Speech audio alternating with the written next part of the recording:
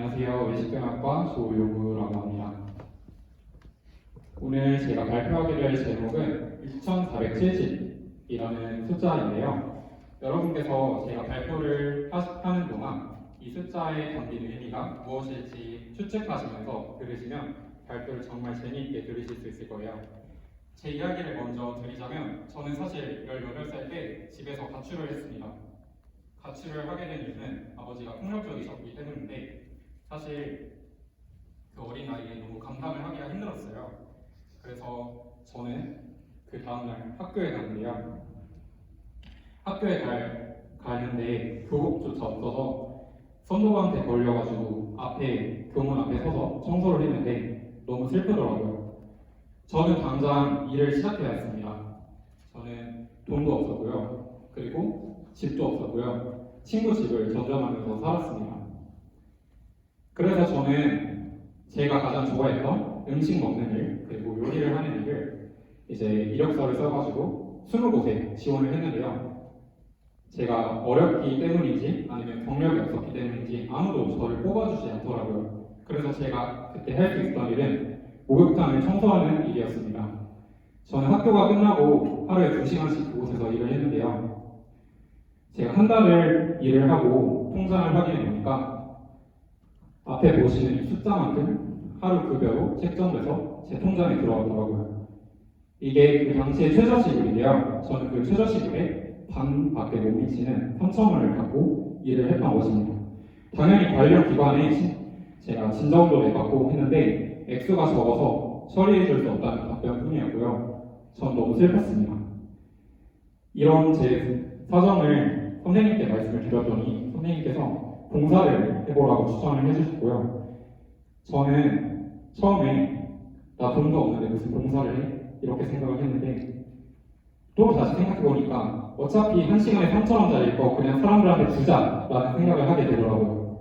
그래서 저는 보육원에 가서 6살짜리 아이들에게 음식 만드는 일을 알려주게 됩니다.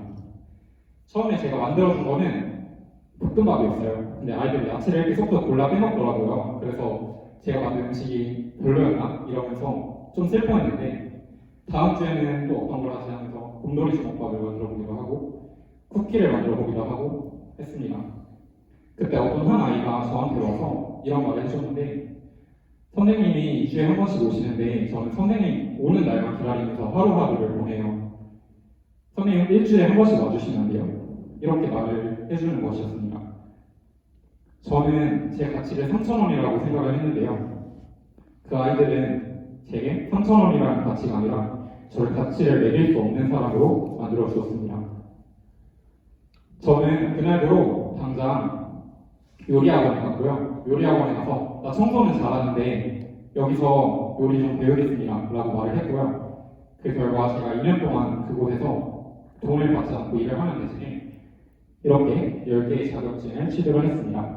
그리고 제가 요리를 하던 과정을 제 SNS에 이렇게 올렸는데 어느 날 제가 대학 입학 결과를 기다리고 있었는데 메시지로 저한테 한 프랜차이즈 카페 대표님께서 연락을 주셔서 저한테 메뉴 개발자로 스카우트 하고 싶다고 말씀을 해주셨고 저는 최연소 메뉴 개발 팀장으로 이제 모 카페에 들어가서 연봉 3,000만 원의 급여를 받으면서 학교를 다닐 수 있었습니다.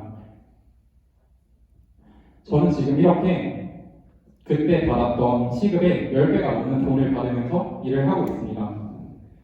그런데 제 가치를 이렇게 6,470원짜리가 아니라 10만원짜리로 만들어준 건 그 아이들에게 나눴던 그 진심된 마음이었고요. 지금도 봉사를 가면 그 아이들은 저를 가치를 매겨주지 않습니다.